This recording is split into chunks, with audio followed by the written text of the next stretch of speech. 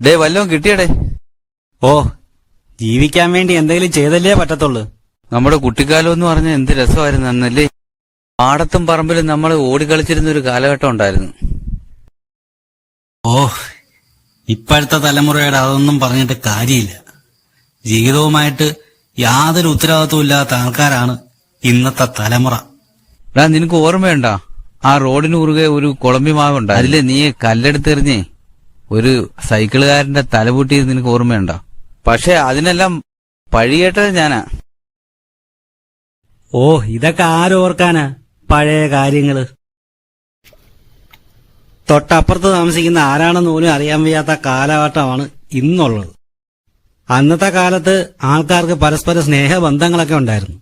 ഇപ്പൊ അതൊന്നും ഇല്ലല്ലോ. അതെ, അന്നത്തെ കാലത്ത് വീടുകൾക്ക് മതിലില്ലായിരുന്നു. അതാ പണ്ടേ പറമ്പിൽ നമ്മൾ ക്രിക്കറ്റ് കളിക്കാൻ പോകുമ്പോഴേ ബാളടിച്ച് തെങ്ങിന്റെ മേളിൽ കയറ്റുമ്പോഴേ ആ ബാളെടുത്ത് തരുന്ന ഒരു കൂട്ടുകാരനുണ്ടായിരുന്നു. അവനാണ് യഥാർത്ഥ ഹീറോ. ശരിയാ, അവനാണ് ഹീറോ. അന്നത്തെ കാലത്തെ കുട്ടികൾക്ക് വിശപ്പിന്റെ വില എന്താണെന്നറിയാം.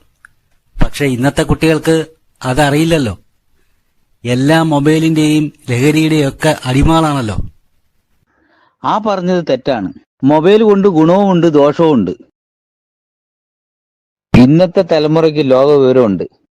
ഇന്നത്തെ തലമുറയ്ക്ക് സോഷ്യൽ മീഡിയ വഴി ഒരുപാട് കാര്യങ്ങൾ അറിയാൻ പറ്റും. പക്ഷേ നമ്മുടെ തലമുറയ്ക്ക് ആ വിവരം കിട്ടാനില്ലായിരുന്നു. മതി മതി, ഇന്നത്തേക്കായി. ഇപ്പൊ സമയം എത്രയായി? വെളുപ്പാങ്കാലം 3:30.